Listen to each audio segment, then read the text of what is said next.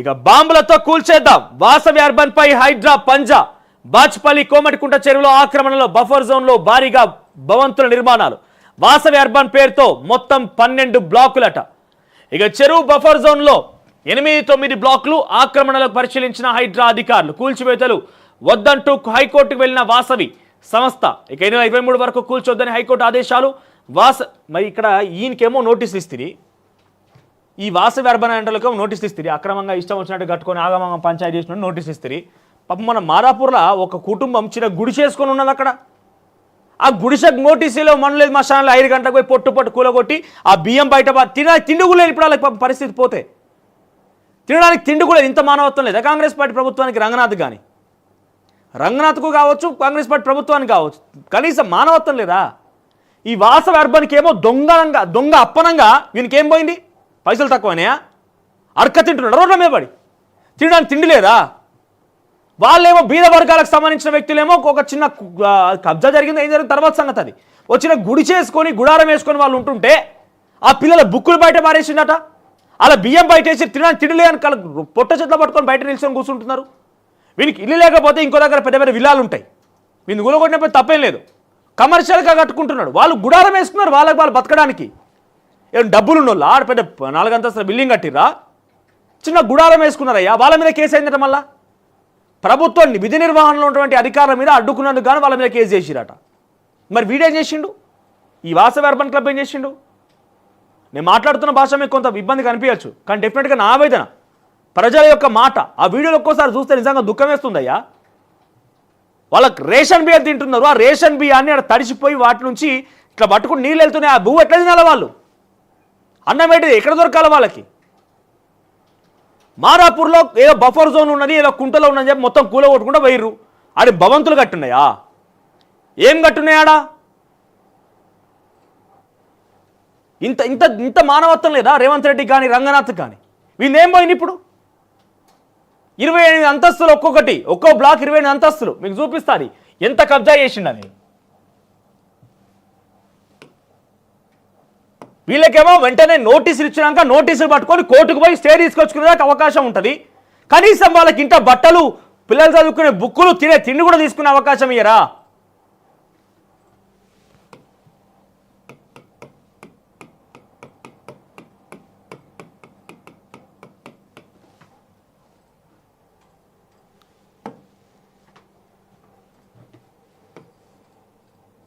ఇదేనా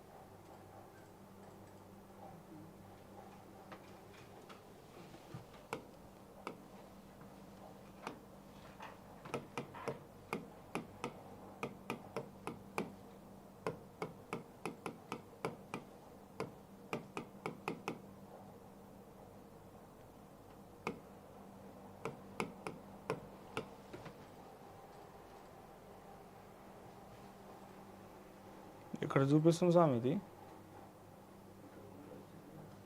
ఇంతకుముందా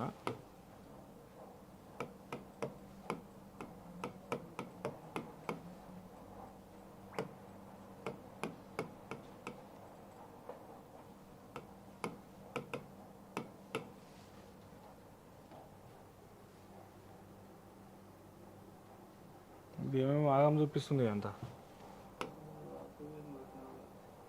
అది కాదు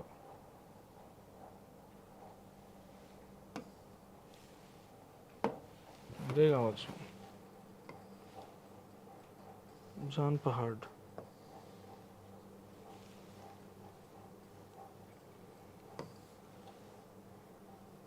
ఇది కాదు సరే కోమటికుంట చెరువుల 12 బ్లాకులతోని ఒక్కో బ్లాకులో 25 అంతస్తులతో కట్టిండట 28 అంతస్తులు ఒక్కొక్క బ్లాకు ఇక్కడ చూడండి ఈ బిల్డింగ్స్ అవే 28 అంతస్తులతో కట్టుకున్నాడంట. ఆడికి పోయి హైడ్రా అధికారులు నోటీసులు ఇచ్చారు వానికి. పాపం వాడు బీదోడు కదా, తిండి కూడా లేదు కదా, సామానికి ఏమైనా ఉంటే చదువుకోయా గులగొడతామని చెప్పి నోటీసులు ఇచ్చిరట. 2 బ్లాకులు 8, 9 బ్లాకులు 2 కూడా బఫర్ జోన్లో కట్టిండట. వాళ్ళకేమో తినడానికి తిండిలే అని చెప్పి నోటీసులు ఇచ్చిర్రు. పాపం సున్నం చెరువు కోసం పెద్దగా ఒక గుడారం వేసుకొని చిన్నగా బతుకుతున్నటువంటి ఒక వ్యక్తులకి ఎంత దుర్మార్గం అంటే ఇది నిజంగా మానవత్వం లేదా? హైడ్రా కానీ ముఖ్యమంత్రి రేవంత్ రెడ్డికి కానీ వాళ్ళది ఏం పోయింది? ఆ సున్నం చెరువు నువ్వు కాపాడి మొత్తం దాన్ని బఫర్ జోన్ నుంచి తీసేసి మళ్ళీ చెరువు మొత్తం నీళ్ళు నింపుతావా? సరే నింపినామనుకో, ఆ ప్రజలకు కొంత అవకాశం ఇవ్వాలి కదా, వాళ్ళకి పోవడానికి, వాళ్ళకు సామాన్ ఇవ్వడానికో ఇంకోటి చేయడానికి అవకాశం ఇవ్వాలి కదా. వాళ్ళు ఎంత ఆవేదన వ్యక్తం చేస్తున్నారు తెలుసా? పిల్లలు కూడా మా బుక్కులు లేవు, మేము 2 రోజులు స్కూల్కి పోతలేము, మా బుక్కులు రోడ్డు మీద పడ్డాయి అని చెప్పి మొత్తం చినిగిపోయింది. వర్షాలు తడిచిపోతే ఒక్కసారి కనీసం కూలగొట్టినాక వాళ్ళ బతికెట్లున్నారని చూసిరా మీరు ఎప్పుడైనా పోయి? అధికారులు ఎవరైనా? వాడు ఇరిగేషన్ ఆఫీసర్ ఏఈ వెంకటేశ్వర్లో ఏదో పేరు చెప్పింది పాపం. ఆయన ఒక వీడియో చూసిన నేను, పెద్ద ఆయన. ఆ వ్యక్తి చెప్తూ ఏమంటాడంటే 5 లక్షల రూపాయలు 2 ఏళ్ల క్రితం అడిగిందంట. నీది FTL బఫర్ జోన్ కిందకి వస్తుంది, 5 లక్షల రూపాయలు నీ ఇల్లు ముట్టుకోను అన్నాడంట. అది చిన్న గుడారా, మరి అది బిల్డింగ్ పెద్ద భవంతి 3-4 అంతస్తులు ఏం కాదు. వాళ్ళ కుటుంబం ఉండడానికి, ఆ భార్య పిల్లలతో ఉండడానికి ఒక చిన్న నివాసం ఏర్పాటు చేసుకున్నాడు. రేకుల షెడ్డో చిన్న బిల్లో కట్టుకున్నాడు. దాన్ని నేలమట్టం చేసేసి ఇంట్లో వస్తువులను కూడా ఆగమాగం పంచాయతీ చేసి పెట్టి మళ్ళీ రిటర్న్లో వాళ్ళ మీద కేసు పెట్టారు.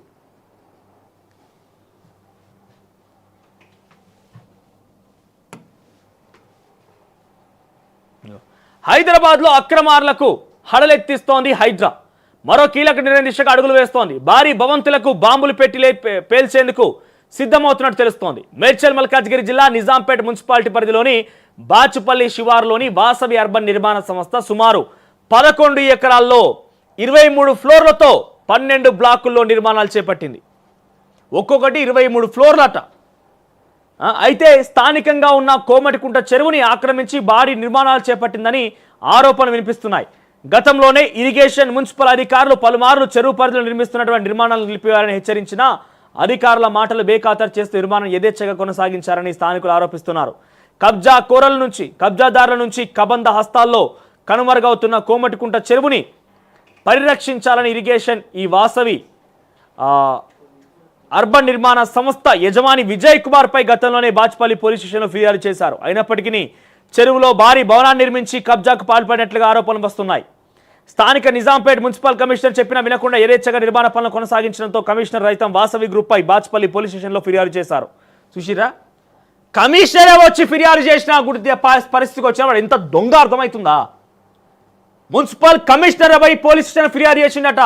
ఇటువంటి ఒకటే మొత్తం కూడా ఒకటి ఎవర్రా బై నువ్వు వినకపోనీకి ఏమన్నా జాగీర్ అదంతా, వాళ్ళ జాగీర్ అదంతా వినకపోవడానికి.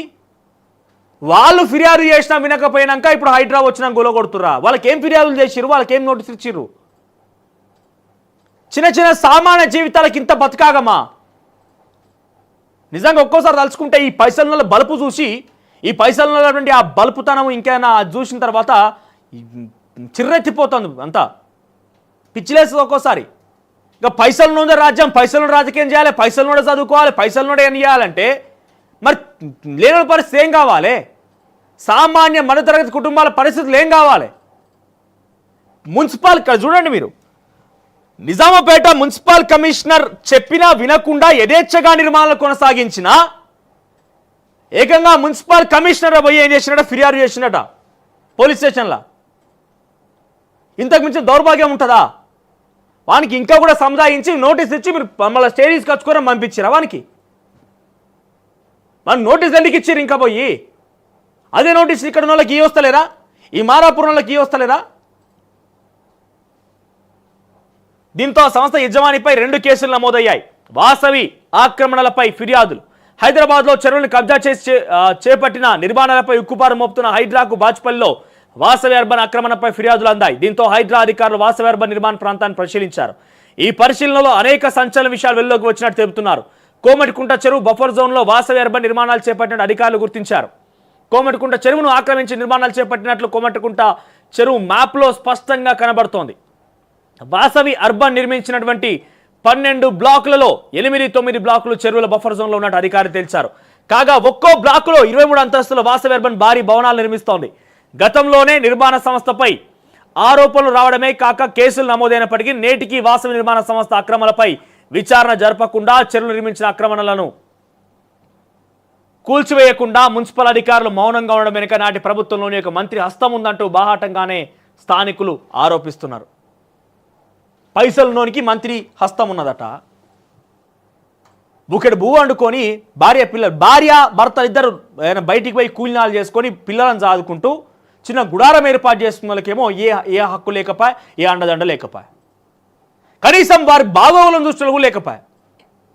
తినడానికి తిండి లేక వర్షం కొడితే 2-3 రోజుల నుంచి కొంత ముసురు పడుతుంది కదా, అప్పుడప్పుడు చినుకులు పడుతున్నాయి కదా, కవర్ కప్పుకొని ఉంటుంది పమ్మాలు. ఇంత దుర్మార్గం. మనం రిజిస్ట్రేషన్ చేసుకున్న డాక్యుమెంట్ ఉన్నాయి, ప్రాపర్టీ ట్యాక్స్ అన్నీ కట్టేసిరు. చిన్న గుడారం అయ్యాది, అది ఉన్నా కూడా పెద్ద ఒరిగేది ఏం లేదు. దాన్నేమో ఊలగొట్టేసిరు. ఇక్కడ చూస్తేనేమో ఈయనకి నోటీసులు ఇచ్చిరట, వీళ్ళని వినలేదట, కూల్ చేయలేదట, మంత్రి అండదండలు ఉన్నాయట. 23 వరకు కూల్చొద్దన్న హైకోర్టు కూడా కొన్నిసార్లు న్యాయస్థానాన్ని అపహాస్యం చేయడమో న్యాయస్థానాన్ని తప్పుపడమో కాదు, కానీ నిజంగా justice is two costliest in India. న్యాయం అనేది చాలా విలువతో కూడినది. ఎంత విలువ అంటే మన దాస్తులు తాకట్టు పెట్టినా కూడా మనకు న్యాయం జరిగే అవకాశం లేదు. అటువంటి న్యాయాలు జరుగుతున్నాయి, అటువంటి జస్టిస్లు ఉన్నాయి ఈ రోజులల్లో. మనం సామాన్యులుగా మనకు మనం మేలుకొని మనకు మనం అవగాహన తెచ్చుకొని ఆలోచన చేయకపోతే గుర్తుపెట్టుకోండి, ఎవడేడబోతే నాకేంది, నాకు నేనే ఉంటా అనుకుంటే కనుక డెఫినెట్గా ఆ వేలు అటువైపు చూసినది కాస్త మన వైపు కూడా వస్తుంది. ఏదో రోజు మనల్ని కూడా దాక్కుతుంది. మనం ప్రశ్నించి మనకున్నటువంటి హక్కులని, మనకున్నటువంటి ఆ విజ్ఞానాన్ని, మనకున్నటువంటి ఆలోచనని అవగాహన చేసుకొని మనం ప్రశ్నించడం, మనం ప్రతిఘటించడం మొదలు పెట్టకపోతే, నేను ఒక వర్గం గురించో ఒక సామాజిక వర్గం గురించో మాట్లాడతలే, యావత్ సామాన్య మధ్యతరగతి కుటుంబాలన్నీ కూడా మనకు మనంగా అవగాహన తెచ్చుకొని ఐక్యమై మనం కనుక ఈ పెత్తందారుల దగ్గర డబ్బు బలిచినటువంటి ఈ బలిచిన వ్యక్తుల దగ్గర మనం కొట్లాడకపోతే ఏదో రోజు మన మీద కూడా వస్తుంది. వ్యవస్థలన్నీ సక్రమంగా పనిచేస్తే ఈ పరిస్థితి ఉండదు. వ్యవస్థలో కూడా లోపాలు ఉన్నాయి. వ్యవస్థలో కూడా అనేక రకాలుగా ఆక్రమణలకు పాల్పడుతున్న వాళ్ళు ఉన్నారు. వాటి కారణంగానే సామాన్యులుగా మనందరం కూడా మోసపోతున్నాం. ఇక్కడ చూడండి, మున్సిపల్ కమిషనర్ నోటీసులు ఇచ్చిందట, కేసులు అయినట్టు ఎన్ని జరిగినా కూడా కనీసం టచ్ చేయకుండా ఒక మంత్రి అండదండలు అని చెప్పి ఊకున్నారట. వానికి 23 అంతస్తులు, ఒక్కొక్కటి ఎన్ని 12 బ్లాకులు. ఇక చెప్పురి వాళ్ళ గేటు విలువనైతే ఏమన్నా మన బతుకులు, మన జీవితాలు. కానీ వానికేమో నోటీస్ ఇచ్చి పట్టుకపోయి అంత ఆక్రమణ చేసి కమర్షియల్గా బిల్డ్ చేస్తున్న వ్యక్తికి ఒక చిన్న సామాన్య కుటుంబానికి సంబంధించిన బిల్డింగ్ ఏమో ఉత్తరనే కూల్చేసారు. ఇదా హైడ్రా చేసే న్యాయం? ఇదేనా హైడ్రా చేసేటువంటి న్యాయం? హైడ్రా ఎందుకు ఏర్పాటైందా? సామాన్యుల బతుకులను రోడ్డు పాలు చేయాలి, వాళ్ళని బుగ్గిపాలు చేయాలి, వాళ్ళు రోడ్డు మీద సచ్చిపిడేట్ చేయాలని చెప్పి ఏర్పాటు చేశారు హైడ్రాని. హైడ్రా ఎందుకు ఏర్పాటైంది? హైడ్రా మీద హ్యాట్స్ ఆఫ్ చెప్పినాం. ఏ రోజు నాగార్జున ఇన్కన్వెన్షన్, నాగార్జునది ఏం పోయింది? మహా తిప్పి కొడితే ఆయనకు 10 కోట్ల రూపాయలది. ఆయన ఒక సినిమా చేసిన విలువగాల 10 కోట్ల రూపాయలు. కానీ దాని మీద అర్జించినటువంటి డబ్బులను చూసిరా, ఒక్కో ఫంక్షన్ చేస్తే కోట్ల రూపాయలు డబ్బులు సంపాదించిన వ్యక్తి ఆయన. ఒక్కో ఫంక్షన్కి 10 కోట్ల రూపాయలు ఏం పోయింది? ఆయన గురించి చేస్తే హ్యాట్స్ ఆఫ్ చెప్పినాం. మణికొండలో 4-5 కోట్ల విలువ చేసేటువంటి ఆక్రమణలో ఒక బిల్డర్ ఏర్పాటు చేసిన వాటిని కూల్ చేస్తున్నామంటే హ్యాట్స్ ఆఫ్ చెప్పినాం. కానీ మీరు సామాన్యుల జోలికి వచ్చి ఎప్పుడైతే చిన్న చిన్న గుడార్లు కూలగొడుతున్నారో రంగనాథ్ గారు మీ మీద గౌరవం పోతున్నది. మీరు అటువంటి నిర్మాణాలను కూల్ చేసే ముందు వాళ్ళకు ఆవాసాలు ఏర్పాటు చేయండి, వాళ్ళకు ఒక నివాస యోగ్యం చూపించండి, వాళ్ళకు సమయం ఇవ్వండి. ఉన్న పొలంగా రాత్రి పోయి మేము కూలగొడతాం, బియ్యం బయట వారేస్తాం, వాళ్ళ రోడ్ను బట్టి పడేస్తాం, వాళ్ళని చంపేస్తాం, వాళ్ళను మొత్తం లేకుండా చేస్తామని అనుకుంటే కనుక డెఫినెట్గా ఇబ్బంది పడతారు. వీనికి ఎందుకు చేయలే పని? నా ఆవేదన ఏంటంటే ఇక్కడ వాసవి అర్బన్ క్లబ్కు ఉన్నటువంటి ఆ మినహాయింపు వాళ్ళకి ఎందుకు లేదు? వీళ్ళు కోర్టు దాకా పోయే అవకాశం ఇచ్చిన వాళ్ళకి నోటీసులు ఎందుకు ఇవ్వలేరు? ప్రస్తుతం హైదరాబాద్ పరిధిలో ఆక్రమార్కుల గుండెల్లో హడలు పుట్టిస్తోంది హైడ్రా. వాసవి అర్బన్ ఆక్రమణలపై దృష్టి సారించింది. ఈ క్రమంలోనే వాసవి అర్బన్ తమ నిర్మాణాలు కూల్చివేయకుండా ఉండేందుకు కోర్టును ఆశ్రయించింది. దీంతో ఈ నెల 23 వరకు వాసవి అర్బన్ ఎలాంటి కూల్చివేతలు చేపట్టొద్దని, ముఖ్యంగా 8-9 బ్లాకులను కూల్చొద్దని హైకోర్టు ఆదేశించింది. కాగా భవన నిర్మాణాలను పరిశీలించిన అధికారులు సంబంధిత నివేదికను హైడ్రా చీఫ్ రంగనాథ్కు సమర్పించినట్టు తెలుస్తోంది. దీంతో త్వరలోనే వాసవి అర్బన్లో కూల్చివేతలు చేపట్టేందుకు హైడ్రా సిద్ధమవుతోంది.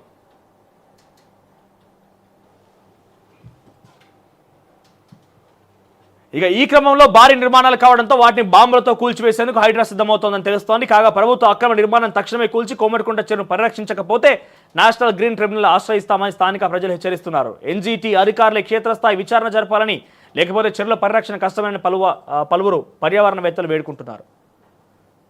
మీకు ఎప్పుడైతే అప్పుడు నుంచి చెప్తున్నా, మీరు సామాన్యులను ముట్టుకుంటే మీకు నూకలు జల్లినట్టే అని చెప్పిన. మీరు ముట్టుకోవడం స్టార్ట్ చేసిరు కదా, హైడ్రా మీద ఎంత వ్యతిరేకత వస్తున్నది. ఇప్పుడు మీరు సామాన్యులను ముట్టుకున్నప్పుడు ఒక నిమిషం ఆలోచన చేయండి. వాళ్ళు ఏంది పెద్దగా డబ్బులు సంపాదించి కోటీశ్వర్లా? రోజు కూలి చేసుకొని పొద్దున వచ్చిన డబ్బుల్ని సాయంత్రం ఖర్చు పెట్టుకొని వాళ్ళు బుక్కడి బోధినటోళ్ళు.